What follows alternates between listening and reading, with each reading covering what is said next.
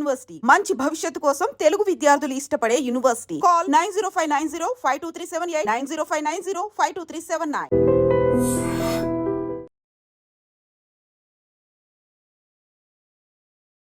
Hi hello నమస్తే, welcome back to iDream media. ఈరోజు మనతో ఉన్నారు మోటివేషనల్ స్పీకర్ అలాగే ఫ్యామిలీ కౌన్సిలర్ రజనీ రామ గారు. మ్యామ్తో మాట్లాడదాం ముఖ్యంగా on going Pak India situation గురించి. ఇందులో అయితే ఇక వార్ తప్పదు అని చెప్పేసి వస్తున్నాయి అప్డేట్స్. బట్ నిజంగా వార్ని మనం కోరుకున్నా కానీ దాని తర్వాత వచ్చే ఎఫెక్ట్స్ ఒకసారి అబ్జర్వ్ చేయండి. ఫైనాన్షియల్గా కంట్రీ ఏ విధంగా దెబ్బతింటుంది. ఇది పక్కన పెడితే అక్కడ వార్ పార్టిసిపేట్ చేయండి, వార్ చేయండి అని చెప్పేసి మనం ఎంతలా గింజుకున్నా సరే, ఒక ఆర్మీ ఫ్యామిలీ నుంచి ఎవరైనా ఈ ఎపిసోడ్ చూసినట్లయితే వాళ్ళకి అర్థమవుతుంది ఆ పెయిన్ ఏంటి అనేది. మీ హస్బెండ్ అయి ఉండొచ్చు, లేకపోతే మీ బ్రదర్ అయి ఉండొచ్చు, మీ సన్ అయి ఉండొచ్చు. అదే వార్లో మన ఇండియా నుంచి రిప్రజెంట్ చేస్తున్నప్పుడు తన ప్రాణానికి నష్టం కలిగే సిచ్యువేషను ఈ వార్. వాళ్ళ ఫ్యామిలీ సైడ్ నుంచి ఆలోచించండి. వార్ కంపల్సరీ అని అడుగుతారు వాళ్ళైతే. అదే పర్సన్ మీ ఫ్యామిలీలో ఉంటే మీరు వార్ కంపల్సరీ చేయాలని అంటారా? సో దీనికి సొల్యూషన్ ఏంటి అనేది ఈరోజు ఎపిసోడ్లో తెలుసుకుందాం. Hi ma'am. హాయ్. ప్రతి ఒక్కరూ కూడా డెఫినెట్లీ ఒక భావోద్వేగంతోనూ ఒక ఫీలింగ్తో వార్ చేసి మన పగ తీర్చుకోండి మొన్న పహల్గామ్లో జరిగిన అటాక్ అని చెప్పేసి ప్రతి ఒక్కరు కూడా చెప్తా ఉన్నారు. బట్ ఈజ్ రియల్లీ వార్ అనేది ఒక సొల్యూషన్ అంటారా? వార్ జరిగితే ఆఫ్టర్ ఎఫెక్ట్స్ ఏ విధంగా ఉంటాయి? దీని గురించి ఏమంటారు? ఫస్ట్ ఆర్మీ జవాన్లందరికీ నా సెల్యూట్ అండి. వాళ్ళు దేశం కోసం ప్రాణాలు విడవడానికి సిద్ధపడ్డారనే కదా ఇప్పుడు. అయితే ఆల్రెడీ సర్జికల్ స్ట్రైక్ అనేది ఏదో స్టార్ట్ అయిందని మనకి వినికిడి పొద్దుటి నుంచి కూడా, ఈరోజు మార్నింగ్ నుంచి. అది నాకు కూడా చాలా భయంగా బాధగా ఒక రకంగా అనిపిస్తుంది. మార్నింగ్ నుంచి ఎమోషనల్గా ఉన్నాను. అయితే వార్ అనేది ఇప్పుడు ఇది ఒక బెదిరింపు, ఒక హెచ్చరిక అనుకోవచ్చు. సర్జికల్ స్ట్రైక్ అనేది మోడీ గారు తీసుకున్న నిర్ణయం. ఇప్పుడు ప్రజెంట్ అయితే ఆయన వాళ్ళకి ఆ పనులు అప్పచెప్పేసి ఈయనైతే ఇప్పుడు ఆంధ్రప్రదేశ్ వచ్చి అమరావతి దగ్గర ఉన్నారు. అయితే వాళ్ళు ఏంటంటే వాళ్ళు కూడా ముందు బెదిరింపులు చేశారు. మేము బాంబు వేస్తాము, న్యూక్లియర్ వేస్తాము, అది వేస్తాం, ఇది వేస్తామని. వేసినప్పుడు ఆ బెదిరింపులకి మనం భయపడిపోతాము అని చెప్పి. అయితే మోడీ గారు ఏం చేశారు, మనకి మొన్న పహల్గామ్లో జరిగిన దీనికి ప్రతి ఒక్కరికి కూడా ప్రతీకారం అనేది వచ్చింది. రివెంజ్ తీర్చుకోవాల్సిందే, వాళ్ళని అది చేయాలి, ఇది చేయాలి, ఇది చేయాలి, అది చేయాలి. పాపం మనందరం ఇక్కడుండి అంటుంటాము, బోర్డర్స్లో ఉన్నవాళ్ళు కానీ, ఆ వార్లో పాల్గొనే ఆర్మీ జవాన్లు కానీ, జవాన్లు ఏంటి అన్ని క్యాడర్ వాళ్ళు ఉంటారు ఆ సమయంలో అక్కడ. ఒక కుక్ దగ్గర నుంచి, స్వీపర్ దగ్గర నుంచి పై స్థాయి ఆఫీసర్ల వరకు కూడా బోర్డర్లో ఇప్పుడు ఉండి తీరాల్సిందే. మీరు అన్నట్టు వాళ్ళ ఫ్యామిలీస్ అందరూ కూడా చాలా దిగులుగా భయంగా ఎదురు చూస్తూ ఉంటారు మరి వాళ్ళు తిరిగి వచ్చే వరకు. అయితే మనం కోరుకోవటమే కాదు, వాళ్ళకు కూడా ఎంత ఇబ్బంది అనేది అర్థం చేసుకోవాలి. మెయిన్ ఆ దేశ ప్రభుత్వము ఈ దేశ ప్రభుత్వము నిర్ణయాలు తీసుకునే ముందు ఇవన్నీ కూడా ఆలోచిస్తారు. అంత ఈజీగా యుద్ధం అనేది చెయ్యరు. చేసిన సందర్భాలు కూడా ఉన్నాయి కానీ అది ఎప్పుడు ఏ సిచ్యువేషన్లో చేయాలనేది వాళ్ళు నిర్ణయిస్తారు. ప్రస్తుతం అయితే అది సర్జికల్ స్ట్రైక్ అనేది నడుస్తుంది.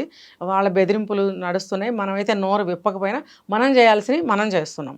ఇప్పుడు ఏం చేశారు, సింధు వాటర్ ఇండస్ ఆ వాటర్ని మళ్ళీ స్టాప్ చేశారు కదా. అసలు అది సింధు నాగరికత, ఆ వాటర్ ఉన్న దగ్గర నుంచి మన నాగరికత మొదలైంది. అప్పుడు భూభాగాలన్నీ ఒకటే. ఇప్పుడు వచ్చేసి అది మాది ఇది మాది అని చెప్పి మొదలుపెట్టినప్పుడు ఇది ఒక ఎలా ఉందంటే, ఒక తల్లిదండ్రుల దగ్గర నుంచి ఆస్తుల కోసం గొడవలు పడే సంతానం లాగా తయారైపోయింది అనమాట ఇదంతా కూడా. ఇది చాలా దారుణమైన పరిస్థితి. అండ్ ముఖ్యంగా ఇప్పుడు వార్ అనేది అందరూ కూడా ఎక్స్పెక్ట్ చేస్తున్న విషయం. అయితే ఈ పహల్గామ్ అటాక్లో ముఖ్యంగా అబ్జర్వ్ చేసిన పాయింట్ కూడా ఏంటి అంటే, దాన్ని ఎవరైతే ఎగ్జిక్యూట్ చేశారో ఆ పర్సన్ ఎవరో కాదు అనమాట, పాకిస్తాన్ కమాండో అయిన హసీం బూసా అనే వ్యక్తి. అంటే పాకిస్తాన్ సైడ్ నుంచి చూసినప్పుడు ఆ ఆర్మీలో కమాండోగా పనిచేసిన వ్యక్తి ఒక టెర్రరిస్ట్ ముఠాకి నాయకుడు అయ్యాడు అంటే పక్కాగా ఎవరు ఫెయిల్యూర్ అని చెప్పొచ్చు, లేదంటే అది పాకిస్తాన్ యొక్క ఎత్తుగడ అని చెప్పడానికి స్కోప్ ఉందంటారా? ఇదే కరెక్టు. ఎవరి అసమర్థత ఏమీ కాదు ఇక్కడ. ఎవరి వ్యూహాలు, ఎవరి పథకాలు, ఎవరి ప్లాన్లు వాళ్ళకు ఉంటాయి. వాళ్ళు ఎప్పుడు కాన్సన్ట్రేషన్ ఏంటి, మన కాశ్మీర్ లాగేసుకోవాలని ఎప్పుడు ఆ పథకాల్లోనే ఉంటూ ఉంటారు. ఇప్పుడు రంజాన్ వచ్చింది, ఆ టైంలో ఊరుకుంటారు. లేకపోతే ఇంకొకటి ఏదన్నా వస్తుంది ఒక మతానికి సంబంధించింది, అప్పుడు ఊరుకుంటారు. మిగతా టైంలో అన్నింటిలో కూడా వాళ్ళు పథకాలు రచిస్తూనే ఉంటారు, ట్రైనింగ్స్ తీసుకుంటూనే ఉంటారు, సమావేశాలు చేస్తూనే ఉంటారు. ఇప్పుడు మొన్న ఈ మధ్య డేట్స్ నాకు సరిగ్గా తెలీదు, మరి అక్కడికి వచ్చి హసన్ అనే అతను మీటింగ్స్ చేశాడని, దాని కొద్ది రోజుల తర్వాతే ఈ అటాక్ జరిగిందని, ఈ పెహల్గాంలో కూడా అది అన్ టైంలో దాన్ని ఓపెన్ చేశారని కూడా మనం ఒకటి వింటున్నాం. అది ఎందుకు ఓపెన్ చేశారు, ఎవరు పర్మిషన్తో ఓపెన్ చేశారు, కొన్ని పర్మిషన్స్ ఉంటాయి. ఆ పర్మిషన్స్ తీసుకోకుండా ఎవరు ఓపెన్ చేశారు ఆ ప్లేస్ని, ఓపెన్ చేసేటప్పటికి వెళ్తారు కదా, ఏం పర్వాలేదు మాకు పర్మిషన్స్ ఉన్నాయని చెప్పి అక్కడ స్టార్ట్ చేశారు. ఎక్కడైతే కాల్పులు జరిగినాయో అక్కడ స్టార్ట్ చేసినప్పుడు జనరల్గా వెళ్తారు. ఇప్పుడు వెళ్ళిన వాళ్ళకి ఇవన్నీ తెలియదు కదా, టికెట్స్ ఉంటాయి, ఎంట్రీస్ ఉంటాయి, అవన్నీ తీసుకుంటారు, వెళ్తారు. వీళ్ళేంటి ఈ మీటింగ్స్ చేసుకుని ఈ ఫలానా రోజున ఇక్కడ మనము అటాక్ చేయాలి అని వాళ్ళ ప్లాన్లో వాళ్ళు ఉన్నారు. ఎవరి పనిలో వాళ్ళు ఉన్నారంటారు కదా, అలాగా వాళ్ళ పనిలో వాళ్ళు ఉన్నారు. వీళ్ళ అమాయకులైన మనుషులు ఏం చేశారు, చక్కగా పైకి వెళ్ళిపోయారు. అసలు నన్ను అడిగితే ఎక్కడికి పడితే అక్కడికి వెళ్తారండి. మీరు పెహల్గాం వెళ్ళారు, ఆ చుట్టుపక్కల అన్నీ చూసుకోండి, ఇంకా ఎక్కడికో పైకి ఎందుకండి? ఎంత పైకి వెళ్ళినా మీకు కనిపించేది హిమాలయాలు, ఆ చెట్లు, ఆ వాగులు, సుందరంగా ఉంటుంది, చల్లగా ఉంటుంది, ఆహ్లాదంగా ఉంటుంది. ఇక్కడ నుంచి మీరు అది చూడలేరా? దాని పైకి వెళ్తే మీకు ఏమైనా కనిపిస్తుందా? అంటే మరోపక్క ఇప్పుడు అదొక విజిటింగ్ ప్లేస్, డెఫినెట్లీ కాదనలేము. వీళ్ళు సరిహద్దు దాటి వెళ్ళే ఇలా సిచ్యువేషన్స్ ఉన్నప్పుడు అక్కడ సైన్ బోర్డ్స్ కానీ లేకపోతే ఆర్మీ జనరల్స్ లేదంటే అట్లీస్ట్ ఆర్మీ పర్సన్స్ ఉండడం అనేది ఒక సెక్యూరిటీ కూడా లేరు, కంపల్సరీ. బట్ అది లేకపోవడం ఎవరి బాధ్యత? అదంతా ప్లాన్ లో ఒక భాగం.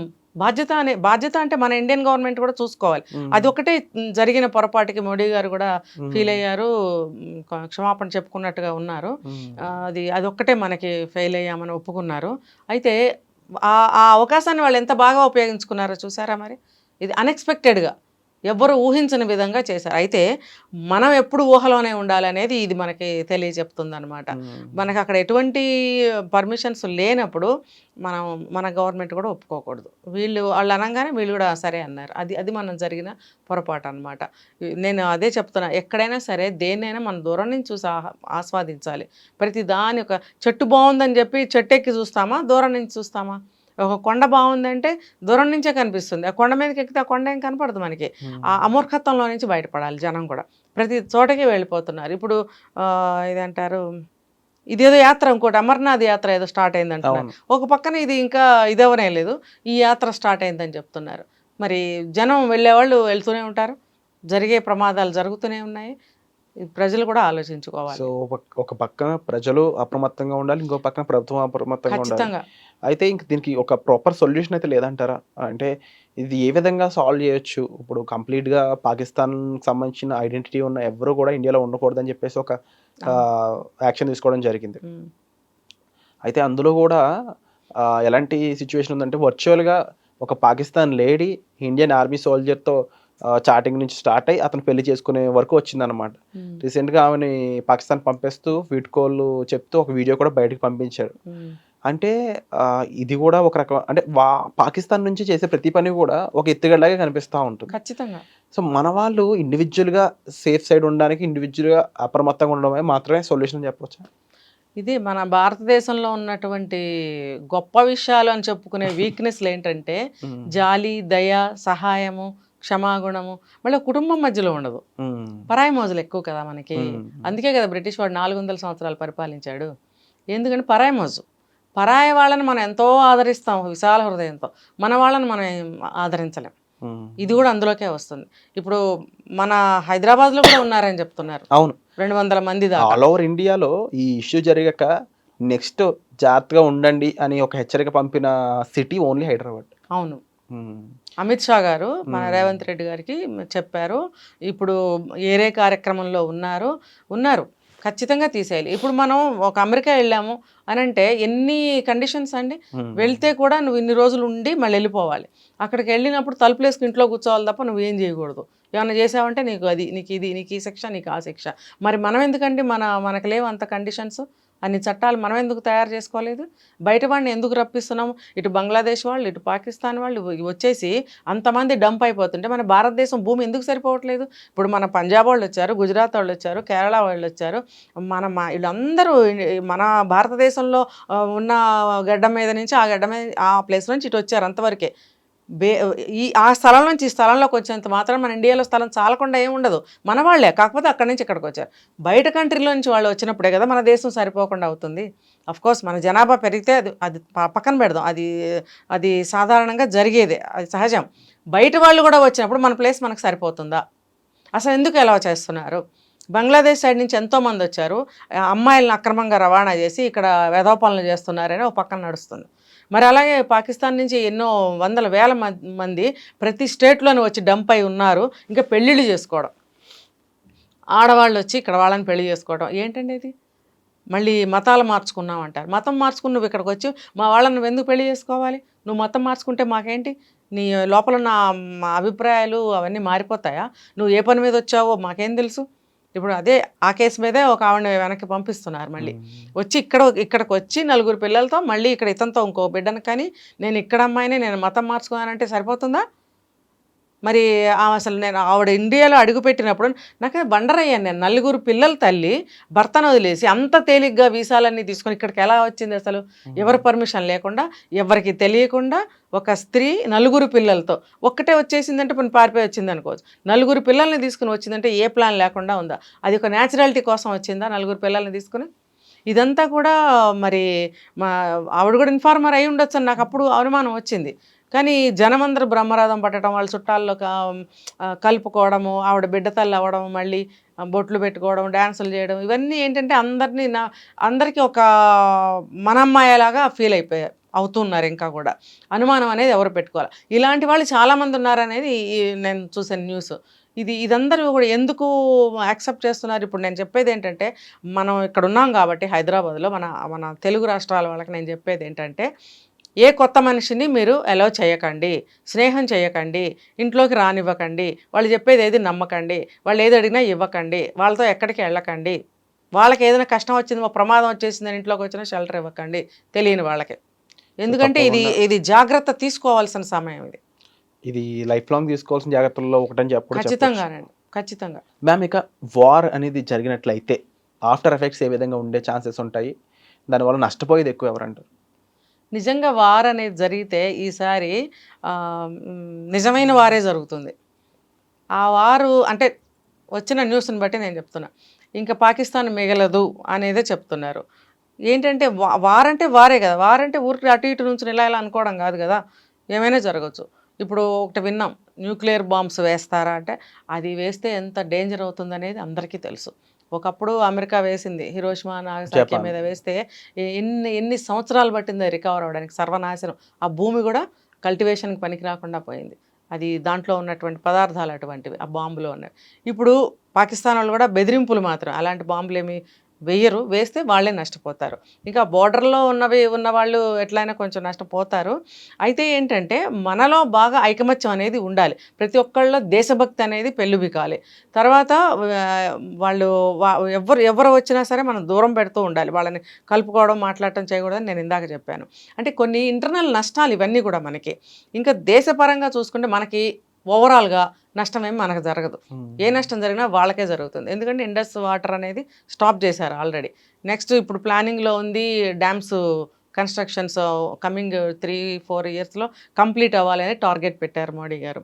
తర్వాత ఏంటంటే వాళ్ళు ఎప్పుడు ఏ తోక ఊపినా ఇప్పుడు నష్టం వాళ్ళకే వాటిల్లుతుంది. ఇప్పుడు ఆల్రెడీ వాటర్ స్టాప్ చేయటం వల్ల వాళ్ళు నష్టపోతూనే ఉన్నారు, స్టార్ట్ అయింది నష్టం అనేది. కల్టివేషన్ ఉండదు, తర్వాత మన వైపు నుంచి వాళ్ళకి ఎటువంటి సౌకర్యం జరగదు. ఇప్పుడు దీన్ని ఏమంటారు, మనకి ఇండియా నుంచి వాళ్ళకి ఎన్నో ఫెసిలిటీస్ చేస్తున్నారు కదా మన ఇండియన్ గవర్నమెంట్, అవన్నీ కూడా స్టాప్ అయిపోతాయి. అన్నీ సబ్సిడీ ఇవన్నీ కూడా స్టాప్ అవుతాయి. వాళ్ళు ఏ రకంగా బ్రతకగలుగుతారు? వాళ్ళ భూభాగం ఎంత, మన భూభాగం ఎంత, వాళ్ళకున్న సోర్సెస్ ఎంత, వాళ్ళకున్న ఆర్మీ ఎంత, వాళ్ళకున్నటువంటి ఫెసిలిటీస్ ఎంత, మనకెంత, ఇవన్నీ చూసుకుంటే అన్ని విధాల వాళ్ళే తక్కువ. అలాంటప్పుడు సపోర్ట్ తీసుకుంటే కూడా మనకి ప్రపంచ దేశాలు మనకే సపోర్ట్ ఉన్నాయి. ఆల్రెడీ ఇజ్రాయెల్ నుంచి అవి మనకి కొన్ని ఫ్లైట్స్ వచ్చి ఆగాయని, దాంట్లో నుంచి అమ్యునిషన్ వచ్చిందని, అవన్నీ రిజర్వ్ చేసుకుంటున్నారని మనకు టాక్ వింటున్నాం. వరల్డ్ కంట్రీస్ అన్ని ఇండియాకి సపోర్ట్గా ఉన్నదని అన్నీ ఒక్క చైనా ఒకటే పాకిస్తాన్కి సపోర్ట్ కదా, ఆ ఒక్క సపోర్ట్తో వాళ్ళు ఏం చేయగలుగుతారు? ఏం చేసినా సరే దుష్ట పథకం అయితే వేయగలుగుతారు కానీ ఇంప్లిమెంటేషన్ ఏ రకంగా చేయగలుగుతారు, సక్సెస్ ఏ రకంగా చూసుకుని నష్టం వాళ్ళకే వాటిల్తుంది. అయితే ఈ దెబ్బతోటి మన ఇండియన్స్ అందరూ కూడా బుద్ధి తెచ్చుకోవాలి. మనం ఇన్ని ఏళ్ళు కొన్ని వందల వేల సంవత్సరాల పాటు ఐకమత్యం లేకుండా తన్నుకు చస్తున్నాం. ఇప్పుడైనా సరే ఏ మోడీ గారు వచ్చో ఇంకొకళ్ళు వచ్చోనే చేయాలా? ప్రతి ఇంటి నుంచి మీరు ఏమీ ఐకమత్యానికి పాటుపడరా, దేశం కోసం పాటుపడరా? ఒక్క మనిషి వచ్చి చేయాలని ఇన్ని కోట్ల మంది ఎదురు చూడటం అనేది ఎంతవరకు కరెక్టు?